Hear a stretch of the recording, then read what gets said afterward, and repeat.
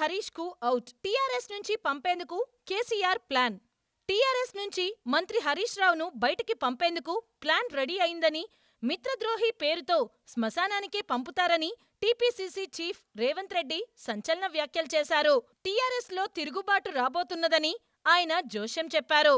ముందస్తు ఎన్నికలు ఉండవని కేసీఆర్ అన్నారంటే ఖచ్చితంగా ఉంటాయనే అర్థం చేసుకోవాలని అన్నారు. గుజరాత్తో పాటు తెలంగాణలోనూ వచ్చే ఏడాది ఎన్నికలు జరుగుతాయని పేర్కొన్నారు. ఇందుకోసమే ప్లీనరీ, విజయగర్జన సభలు నిర్వహిస్తున్నారని ఉదహరించారు. హుజూరాబాద్ ఉప ఎన్నిక తర్వాత టీఆర్ఎస్ లో చాలా మార్పులు వస్తాయని, తిరుగుబాటు తప్పదని టీపీసీసీ అధ్యక్షుడు రేవంత్ రెడ్డి జోస్యం చెప్పారు.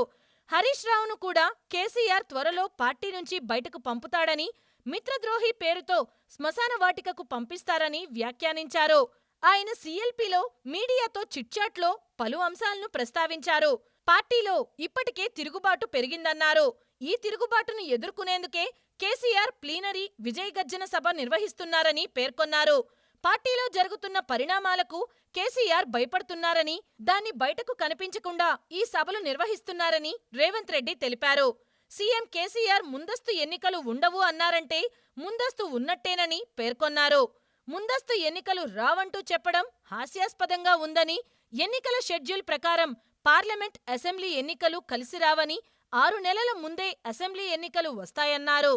ప్లీనరీ, విజయగర్జన సభలే టీఆర్ఎస్ కు చివరి సభలు అవుతాయని పేర్కొన్నారు. ప్రధాని మోడీ డైరెక్షన్లో సీఎం కేసీఆర్ పనిచేస్తున్నారని, రాష్ట్రంలో బీజేపీని బలోపేతం చేసేందుకు మోడీతో ఒప్పందం చేసుకున్నారని రేవంత్ రెడ్డి ఆరోపించారు. గుజరాత్తో పాటుగా రాష్ట్రంలోనూ ఎన్నికలు వస్తాయని, వచ్చే ఏడాది ఆగస్టు 15 నాటికి స్వాతంత్ర్యం వచ్చి 75 ఏళ్లు పూర్తవుతుందని, దీన్ని ఆసరాగా చూపించుకుంటూ కొత్త శకానికి నాంది అనే నినాదంతో కేసీఆర్ ఎన్నికలకు వెళ్తారని చెప్పారు. ఇప్పుడే ముందస్తు ఎన్నికలు అంటే పార్టీలో మరింత గందరగోళం వస్తుందనే భయంతోనే కేసీఆర్ ఎవరూ అడగకున్నా ఈ ప్రకటన చేస్తున్నారని, ప్రతి నియోజకవర్గంలో నాయకులకు టికెట్లు ఇచ్చే పరిస్థితి లేదని, అందుకే వారంతా ముందస్తుగా అలర్ట్ కాకుండా ఈ డ్రామా ఆడుతున్నాడని రేవంత్ రెడ్డి విమర్శించారు. ముందస్తు ఎన్నికలపై కేసీఆర్ను ఎవరూ అడగలేదని, అయినా ఎందుకు మాట్లాడుతున్నారని ప్రశ్నించారు. మరో 2 ఏళ్ల తర్వాత తన సర్కార్ అధికారంలో ఉంటుందని చెప్పుకోవడం కోసమే ముందస్తు ఉండదని చెప్పేందుకు కేసీఆర్ ప్రయత్నిస్తున్నారన్నారు.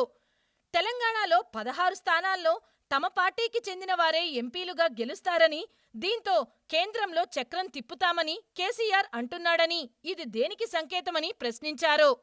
టీఆర్ఎస్ మేనిఫెస్టోలో దళిత గిరిజనులకు 3 ఎకరాల భూమి ఇస్తామని స్పష్టంగా ఉందని, ఇప్పటికీ ఇవ్వకుండా మోసం చేశారని రేవంత్ రెడ్డి ఆరోపించారు. దళితులు సీఎం పదవి కావాలని అడగలేదని, రాజకీయాల కోసం దళితులకు సీఎం పదవి ఇస్తానన్నారన్నారు. కేసీఆర్ పదవులు అవసరం లేదు, నేను కాపలా కుక్కలాగుంటా అని చెప్పిన, ఒక్కసారి చెప్పలే 100 సార్లు చెప్పిన.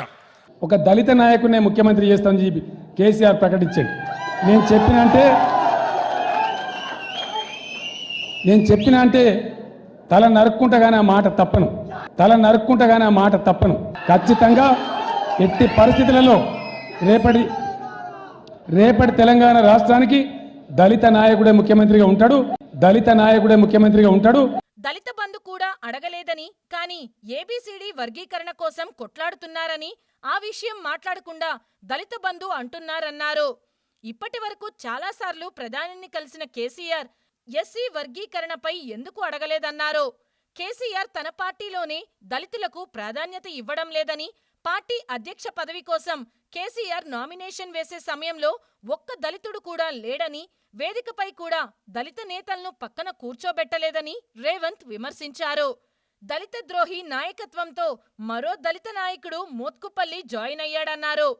యూపీ ఎన్నికల్లో బీజేపీకి కేసీఆర్ సహకారం ఉంటుందని, దాని వెనుక అంతర్గత ఒప్పందం జరిగిందని, కేసీఆర్పై కేసులు, దాడులు జరగకుండా ఒప్పందం చేసుకున్నారని దుయ్యబట్టారు. హుజూరాబాద్లో ఈటల రాజేందర్ గెలిచినా, ఓడినా ఎవ్వరికీ లాభం లేదని రేవంత్ రెడ్డి అభిప్రాయపడ్డారు. హాయ్ ఫ్రెండ్స్, మా టుడే టుమారో యూట్యూబ్ ఛానల్ చూస్తున్నందుకు చాలా థ్యాంక్స్. మరిన్ని లేటెస్ట్ వీడియోస్ కోసం వెంటనే సబ్స్క్రైబ్ చేయండి. అలాగే ఈ బెల్ ని కూడా రింగ్ చేసేయండి. మా నోటిఫికేషన్స్ అన్ని మీ మొబైల్లో వస్తాయి. అలాగే మా వీడియోస్ మీకు నచ్చితే లైక్ చేయండి, షేర్ చేయండి, నచ్చకపోతే కామెంట్ చేయండి.